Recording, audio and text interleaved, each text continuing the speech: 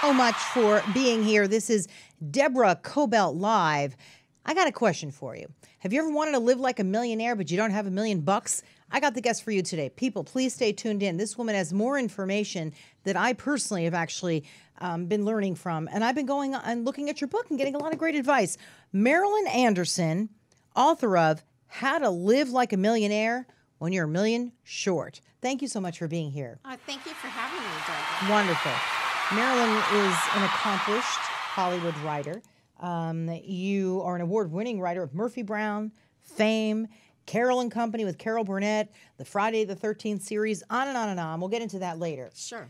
First one I want to know, Marilyn, why'd you write this thing?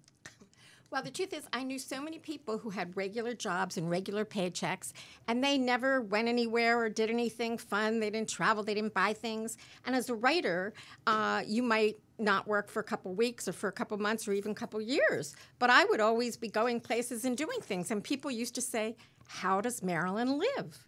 And it's funny, they used to say the 3 questions of the universe were, what is the meaning of life? Is there a God? And how does Marilyn live? So I just decided that it was time to reveal all my secrets and write the book. And that's why I wrote it. Give me a couple. First, hey, are we good with our sound? We are. Okay, good. First, let me ask you. A couple of these are brilliant. Have at it. We were talking about soldout.com. What's that? It's soldoutcrowd.com. Well, I love live theater. And I was an actress at one time, and I love going to Broadway shows. Weren't you on Broadway too? Yeah, I did a very quick Broadway Life is fascinating. stint. We'll get to that. But one of my favorite things to do is go to live theater. Right. And in LA, there's a group called soldoutcrowd.com, and you buy an annual membership, which is very reasonable, about $95, and then essentially you can go to the theater almost any night of the year for free with just a $4 service charge. But that's unbelievable. Like what kind of theater? Big and small? The biggest theaters in LA, I'm not allowed to say them on the air, but the biggest theaters and also all the small theaters around LA. And I've seen fabulous shows. I'm going to a show tonight. I want you to know, after I read about it and after you told me, I had a couple friends test it. It works. It really works. I don't even know how to find this stuff. Okay, give me another. Well, in other cities, there's fillaseat.com, and there's also Theater Extras, but I prefer Sold Out Crowd.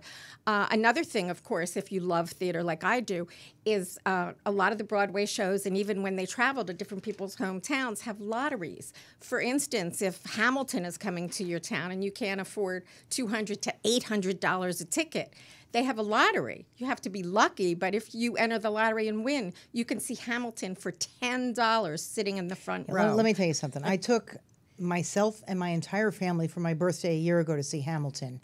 I can't even begin to tell you what we paid. We couldn't go to opening night, so we ended up paying through the nose on StubHub, and wow, if I had known about this. Well, almost every Broadway show, as I said, when they travel, call the box office or go onto your onto Google and put in the name of the show and lottery tickets, and it'll pop up to see whether they have them. There's lottery tickets, there's rush seats, there's all kinds of discounts that you can get. A couple of others. Restaurants. How do you get to one of your favorite restaurants and not pay through the nose for a meal? What do you do? I love eating out. I'm a foodie, and I don't cook Yeah. at all. In fact, whenever I meet a guy, I tell him no man's mother will ever be jealous that I cook better than her. So I use a couple of different sites. I use restaurant.com, and they have 18,000 restaurants all over the country. And it's good when you travel, too, because when you travel, you don't know where you're eating. So if you go onto restaurant.com and put in the website, they'll give you a bunch of $25 certificates that you can buy for either $5 or $4, or sometimes they have sales for $2 or $1. But we're not talking, mainstream fast food restaurants, okay? We're talking some of the better restaurants. Well, then there's Groupons and Living Social, and also for the really fine restaurants, like if you want to go, like if you go to Ruth Chris or Fleming's for a steak, you're going to pay $50. But did you know that both of those places have happy hours? And you can go and get a steak sandwich or a hamburger for $8 or $9. And they usually have early happy hours, like from 4 to 6, or Fleming's has a late happy hour after 9 o'clock, and you can go and get lobster taquitos, you can get tuna tartare, you can get a lot of things. So you still get the ambiance and the great place, but you don't pay $50 I think a lot of people for look at, steak. going too early as sort of the blue plate special for the old people. But it's not really so, right? The people Well, are going no. early, they're going later. Happy hour, yeah. You go certainly after happy work, hour, Yeah. So, and then there's Living Social and Groupon, and then there's a place called BlackboardEats.com. And Blackboard Eats, you just sign up with them. It doesn't cost anything, and they'll send you emails to get 30% off at different very high-class restaurants a lot. And you just go in and you order and you give them a code. And What's the name of that again? That's called BlackboardEats.com. BlackboardEats.com. I'm going to test that one out this weekend. I really am. I am, because we go out to eat a lot, and it's an awful lot of money. I mean, do they take care of the alcohol too? I'm not a drinker, but my husband loves a couple glasses well, and of wine. some they do. It just depends. Sometimes it's good for that, and sometimes it's not. Also, look for restaurants opening in your neighborhood, because a lot of time they'll have grand openings, and you can say, "Hey, I go out to eat all the time," and get on their list. Another thing to do is sign up on the email lists, because when you sign up, you will often get specials that you don't get normally, and they'll come by email. They'll give you maybe one entree free when you buy another. You'll get a free entree on your birthday. You'll get discounts. I just signed up for a restaurant, and they're nice restaurants all over town. And if you sign up and they show up on Facebook ads too, they'll give you $10 off on any meal. You got to create a different email for that. You can, I'm one of those people who gave my email out to too many of everything. So I've now created a special email for stuff like that. That's perfect. That I can control. Yeah. I like to tell people that, because otherwise you're overwhelmed like I am with over 90,000 emails just for one of them. I can't even go through them anymore. It's too much. So that's my advice to somebody. Create a special email for this kind of stuff. Yeah, absolutely. Travel. Let's talk travel. Oh, travel. Well, as we know, travel can be very expensive. Yep. But I like to do things that are kind of special. And here's my favorite travel one, which is how Hawaii? to spend, well, no, it's how to spend 6 nights at a 4-star resort in Spain for free. I'm in. Yes. Give me that. There. It's a place called Vaughan, and they have 4 different resorts just outside of Madrid. And what it is they have Spanish business people who go there and they want to practice their conversational English. So they want native English speakers, and it can be from the U.S., it could be from England, it can be from South Africa, but got to be native English speakers. And so they'll host at one of these 4 resorts 15 business people from Spain and 15 English speakers to spend the week there, having breakfast, lunch, dinners. They give them activity shows. And like I was worried, I said, well, but I don't speak Spanish. But that's okay, because they want to learn English. You're not allowed to speak Spanish. You can only speak English. And I had a girlfriend who didn't believe me, and she went there. She ended up having the best vacation she's ever had. She said some of the people have actually been there 15 times because they have such a good time. What about airlines? Do you have any advice for airlines? Airlines. Well, there are sites like Kayak and like Travel Zoo that show you when there's special deals, and they're also tell you which days and nights are best to go. Also signing up with them, because I know a lot of times we use Travelocity. We use them all.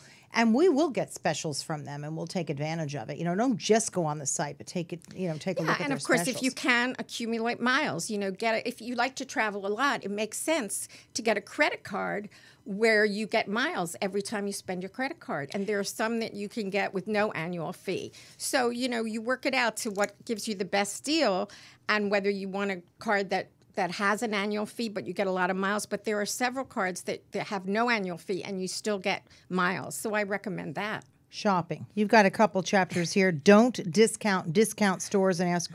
Also, charity stores can have some really cool stuff. Absolutely. We all sort of know this, but a lot of times we don't go. I'll just drive by a place and I'll say, they're not going to have anything. But you really need to take the time, right? Yeah. I actually got like a $10,000 sofa for $200 at a thrift store. And I was shopping all over. I mean, for new sofas, and I couldn't find anything that I liked. And then I walked into, my favorite is the Jewish Women's Council. They have the shops all over. And I walked in, and there was this beautiful, pristine white couch. It almost had that sound, when the angels appear. And it was like brand new. It was speaking to Marilyn. Yeah. And I thought, oh my gosh, I'm going to have to negotiate. And they said, $200. I said, what? But the only problem is it's white. So I had to put that police tape over that says, do not enter. I call it the forbidden zone. But you've got chapter after chapter after chapter. This is quite a book. It's extensive. It's over 200 pages. It's not just a couple of tips and tricks. I mean, you really delve deep into a lot of the websites in particular that we just might not know about. And you give all that information away in your book. Yes. And that's pretty spectacular. You know, a lot of it I've lived myself, and then some of it I did research on. And for the clothes you were talking about, you know, I as a writer, I stay home most of the time, so it doesn't matter. I can sit in my jammies or in a T-shirt. But for women who go to work every day or who like to go to parties all the time, I love the site renttherunway.com. I'm always afraid I'll go there and the thing won't fit. Do you know what I mean? Well, again, you know, sometimes with these younger millennials and stuff, they have such great bodies. Everything fits them. I do too. Well, I know. But we would go to just being silly. But Rent the Runway, you can either look at it and get a $2,000 dress and rent it for $50. But what I like is some of these sites have a monthly fee. So you pay $139 a month, and you can get 3 dresses at a time, return them when you want. I call it the Netflix of fashion. And can you imagine if you're working and you just wear different clothes all the time? And they have that for purses, too, with Bag, Borrow, and Steal. I have friends who do the purse. Yeah. And I am a purse person. And I will go to lunch with people, and they've got these gorgeous bags. And I'm like, where? How? How do you do this every month? They're like, what's it called? Bag, Borrow, and Steal. I mean, some of the top designer purses, $6,000, $10,000 bags, and they just rent them and send them back. And I'm thinking, wow, that's really smart. And with the clothes, there's no cleaning fee. You don't have to worry about cleaning it. You just pop it in their box or whatever they give you and send it back. So I think that's, if I was a mom of like a 20-year-old, I would give her a subscription as a gift because I think it's so terrific. Clever. Gift ideas. Yeah, the theater. That's actually very clever. The theater one for friends of yours who love theater. And, actually this book is a great gift because, it's got so much great tips. Let's talk about you growing up. You grew up in Philly. Yeah, I'm a Philly girl. A biology major? I got a couple degrees in biology and physiology. I went to graduate school at Boston University. And then I worked at the National Academy of Sciences in Washington, D.C. as a biomedical information specialist. And then one day Are you sure you're not a spy? Because you're kind of like everywhere. I'm starting to wonder about you. You know everything about everything, where to get stuff. You worked in D.C., you majored in bio. I'm starting to wonder about you. And then now. one day I said, I don't want to do this. I want to be a star. So I quit my job and I sold my car. I sold my furniture. I sold my boyfriend. Didn't get much for him. And I moved. That's when I moved to New York to become a star. Right. And didn't you very, very quickly land something? Very quickly, I got into a Broadway show, which I sang and I danced and I acted. It only lasted 8 performances, but Marilyn, not because of me. I have an idea that you talk your way into anything, whether it's a ticket or being on a Who could do this? I mean, people go for years trying to get on a show, even in the background. And Marilyn ends up in a Broadway production as a biology major. That's pretty amazing. Well, but you'd be surprised at how many of the well-known actors had other careers or did things. And that's true. And I think there are a lot of left brain, right brain people. Really, that's clearly you. So but this was my true love is writing. And after I left, I did stand up for a little while in New York too. I used to go on back to back with Jerry Seinfeld. Jerry Seinfeld. What was he like? He was real nice. This was like at the beginning before he had hit, really, and all of them. So then one day I decided I either had to get a job or get a vacation. So let's see which one. So I took a vacation and I came out to LA and I said, this is where I want to be.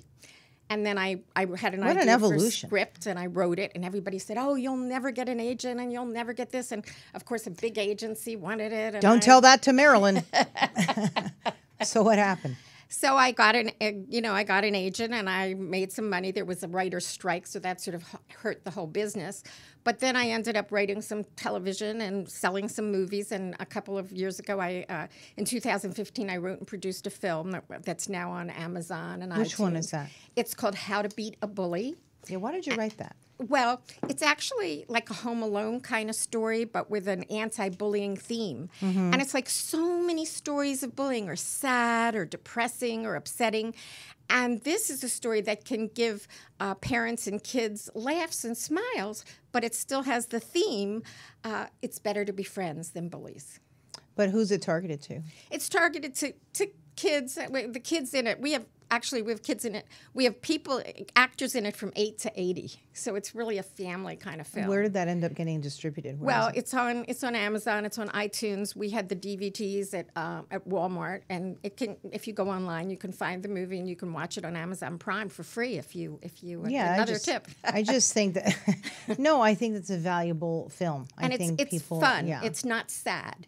So you can have fun watching it because it's a funny story. So one of those things where a kid can watch it and sort of relate to it, because I think if you're talking about bullying, it's funny, but it's also such a serious subject. Well, yeah, and like I said, the theme is about kids learning to get along. And when you're laughing with someone, you're not bullying them. You're just having a good time. This is actually about a kid who moves to a new town, and all the kids are picking on him. And he asks his dad, what should I do? And his dad says, oh, use words. But that night he's watching TV and he sees something about, mobsters. So the next day he goes into school and he tells them his father is a hitman for the mob. And pretty soon, everybody starts treating him like a little godfather on the schoolyard. But his father is... So he was popular or not popular? Well, yeah, they love him. And his father is an inept insurance salesman, so he keeps telling the neighborhood they need protection and they need to take out a contract. And then people start believing him. And then real mobsters who are in town find out, and they capture the father, and the kid and his friends have to save his dad from the mob. Oh, very so it's just a funny little, Home Alone kind of comedy that has a good theme behind it. You have another upcoming film, As Good as Gold. Oh, As Good as Gold actually is a play that I have coming up. That's a play. And it's about women writers in Hollywood and about gender parity. But it's a comedy also, and because that's how I live. I'm funny. I like to be funny, and people can relate to things that are humorous. You don't have to hit them over the head with sad, unhappy things. So it's a comedy. Is that somewhat autobiographical, though? I would imagine. Yeah. Well, I've been in the business a long time, and there's always ups and downs, and it's actually about 3 women screenwriters who are frustrated that they can't get the kind of movies they want done, or can't get into the boys' club of Hollywood. Do you feel like that's finally changing, like a little bit? Finally, a little. What are your thoughts? Maybe a little. It's like the stock market goes up and then it goes down, and it goes up and it goes down. I mean, even people are talking that with the Oscars, there's no women directors nominated for anything, even though some of them had really good movies out this year. So, and if you look broadly at the scope of all the categories in the Oscars, there aren't a whole lot of women in a lot of those categories. So it's still there, and we hope it's going to get better. Yeah, well, what do we need to do that? I mean, well, we need to who's going to hire them? Are the men hiring them or the women? I mean... Well, hopefully both. I mean, there's a saying, 50-50 by 2020, that people want 50% women and men in whether it's staffs or whether it's That's a tall order, businesses. though, considering where it's come from. Yes, it is a tall order. But you know what? You got to reach high. Yeah, and that's why I wanted to do this play, which can, again, entertain people and they can laugh, but there is a message underneath it that is very true. But it's a lot of fun. When and where are we going to be seeing that? I don't know yet. We had a reading at the Writers Guild recently, which just was over the moon. It was very exciting because not only did we have a full house and tons of laughs and a standing ovation, but 5 times terrific. during the play they stopped it with applause. That's very heartening. And it was just a reading. So I felt really good about that. You're not necessarily a trained writer, are you? No, I didn't. No. But you became a writer. Yeah. That's a tough thing to do. How did you end up writing to the level where you ended up writing on Murphy Brown? How did that even happen? Well, the thing is, when I was a kid, I was always creative. When I was in elementary school, I was on the school paper, right? And I did shows. But then when I went to high school and college, my parents' emphasis was always on academics, And I think I went into biology because my mother wanted me to meet a doctor. I met them, but I didn't marry them. But I always had that creative juices. Right, but how do you go from that? We all have creative juices to being a staff writer or someone who writes on Murphy Brown. That in other words, how did you leap from, the writer in high school to working on Murphy Brown? Actually, the first thing I ever did in terms of I had an idea for a movie, and I sat down. I got this book by Sid Field, which at the time was the ultimate screenwriting book. There's a lot more now. There's a lot more books. There's a lot more classes. There are all kinds of ways for people to learn how so you learn the format. The craft. I think you have to have the talent. You can learn the craft. Right. So I read that book and I sort of followed it like a cookbook. And like I said, people said, "Oh, you'll never get anyone to look at it." And I had. So how did you get somebody to look at it? You know, a girl in my who lived in my apartment complex. I had a script, and she said, "Oh, I know somebody at CAA. Call them." And I called them, and they said, "Send it in." And 2 weeks later, they called and they said, "Oh, we like this." And everybody was shocked because they said that never happens.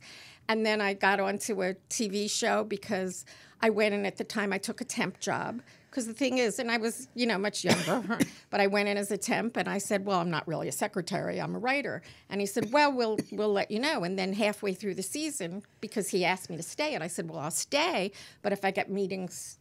To go as a writer. That's what I want to do.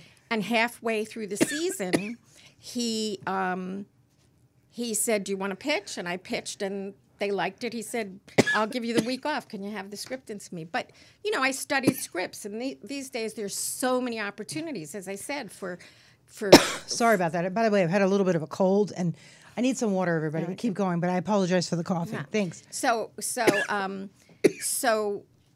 there's all kinds of ways now to look at scripts, and it used to be, especially to write for TV, that you had to write a spec of that particular show. Mm-hmm. Nowadays, they want to see more of your personal voice. So now a lot of the people are writing pilots. Right. And they'll read a pilot. And then if they like your writing, they'll bring you in and you pitch for the show. So I feel like there's almost more opportunities out there now, the Netflixes and the Amazons. Do you think so? I think, and hopefully for women. Well, I think I'm all about that. Yeah. Well, there's tons more opportunities because there's so many outlets now. Also, not only is it a male-dominated business, but it's a very youth-oriented business. Oh, screw that! People over 40 have way more of an interesting story. I agree, but the thing is that. I do believe that we keep reinventing ourselves, and also because there's so many different outlets, a lot of these young people are putting their own shows on YouTube's right, YouTube, and they're getting seen that way and too. You get that, whether you're a writer or whether you're an actor or a filmmaker, you can make something and put it up, and if you get enough followers, you get enough attention. Somebody there's that story of the guy who had a Twitter account, and he was tweeting, things my father said, and he got a TV show out of it. Just have to be crafty, and you would know that. Marilyn, how to live like a millionaire when you're a million short. Love the picture, too. It's so cute. Thank you. Where can people pick it up? Well, it's on Amazon. It's a great place to get it, and it's available in paperback or in Kindle. And my website is howtolivelikeamillionaire.com, or just go direct to Amazon and look for it. What if people want to get in touch with you? Just go on the website. And do you have a little button there? Yeah, there's a button on the website, or they can reach me they can find me on Facebook, and we have a Facebook account. Are you going to be doing any readings or anything? Because this is so fun. Your personality, I could hear your personality coming out when I read this. I'm like, oh, yeah, that's Marilyn.